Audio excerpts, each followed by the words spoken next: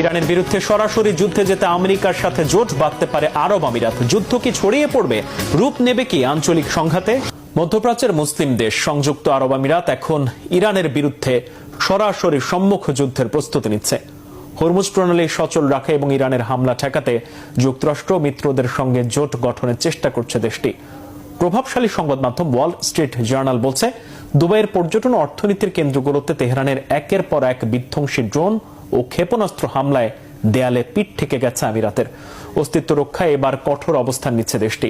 তবে ইরান হুঁশিয়ারি দিয়েছে, যুদ্ধ সহায়তাকারীদের বেসামরিক অবকাঠামোতে হামলা চালাবে তারা। যুদ্ধ কি তাহলে আঞ্চলিক সংঘাতে রূপ নেবে? হাফিজুল ইসলামের ডেস্ক রিপোর্ট।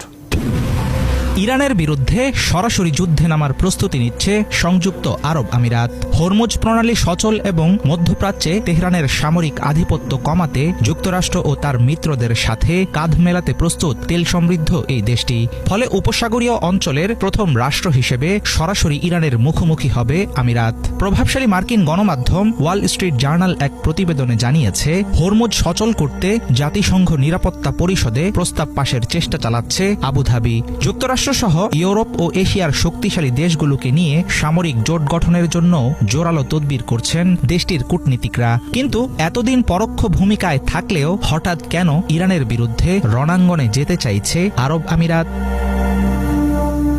আবুধাবির কঠোর অবস্থানের পেছনে রয়েছে মূলত অস্তিত্ব রক্ষার লড়াই, এমনটাই মনে করছেন বিশ্লেষকেরা। যুক্তরাষ্ট্রের সঙ্গে পুরনো মিত্রতা ও মার্কিন নির্ভরতার কারণে দেশটি হয়ে উঠেছে ইরানের গুরুত্বপূর্ণ এক টার্গেট। তেহরানের তরফ থেকে টানা হামলা, বিশেষ করে দুবাইয়ের মতো অর্থনৈতিক কেন্দ্রগুলোতে একের পর এক আঘাত আমিরাতকে দাঁড় করিয়েছে কঠিন বাস্তবতার মুখে।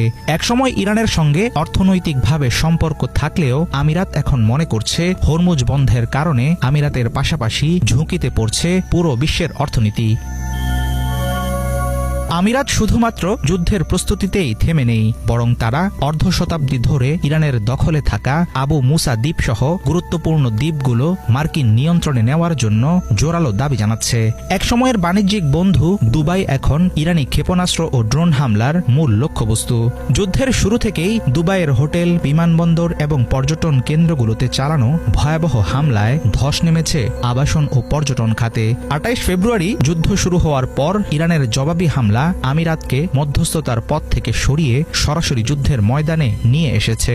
তবে এর জেরে অনিশ্চিত এক আঞ্চলিক যুদ্ধের ফাঁদে পড়বে মধ্যপ্রাচ্য। আর আমেরিকা জড়িত থাকলে তৈরি হবে তৃতীয় বিশ্বযুদ্ধ শুরুর আশঙ্কা। সংযুক্ত আরব আমিরাতের সরাসরি যুদ্ধে জড়ানোর সিদ্ধান্ত ও এর ফলাফল অনেক ঝুঁকিপূর্ণ।